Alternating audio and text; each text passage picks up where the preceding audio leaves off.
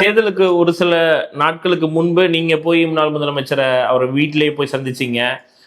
தொகுதி சார்ந்த விஷயங்கள் மட்டும்தான் அப்ப பிரச்சனையாக இருந்ததா இல்ல கூட்டணியே? தொகுதி சார்ந்த பிரச்சனை எல்லாம் கிடையாது. நான் பேச்சுவார்த்தை குழுவில் இல்லை. கிரீஷ் சோடான்கர், செல்வ பெருந்தகை, சூரஜ் ஹெக்டே, நித்தின் ஆல்வா அவர்கள் தான் பேச்சுவார்த்தை குழு.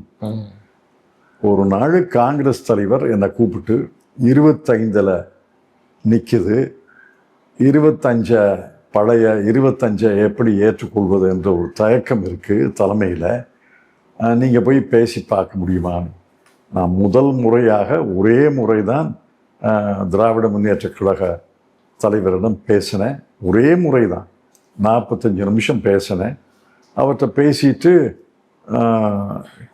வண்டியில் காரில் திரும்பி வரும்போதே திரு கார்கே அவர்களுக்கு தொலைபேசியில் அழைத்து 25 அதிலே நிற்கிறாரு, ஆனால் 27 வரைக்கும் வருவாருன்னு நம்புகிறேன், நீங்கள் பேசி முடிச்சுங்க, அவ்வளோதான்.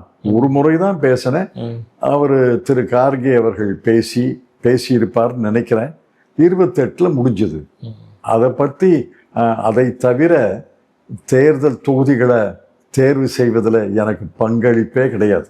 தேசிய தலைமை அந்த தொகுதி எண்ணிக்கை சரின்றதுல அந்த ஒரு நிலைப்பாட்டில் இருந்தாங்களா? காங்கிரஸ் தலைவர் கையெழுத்து போட்டா அது தலைமையுடைய முடிவுன்னு தானே சொல்ல முடியும்.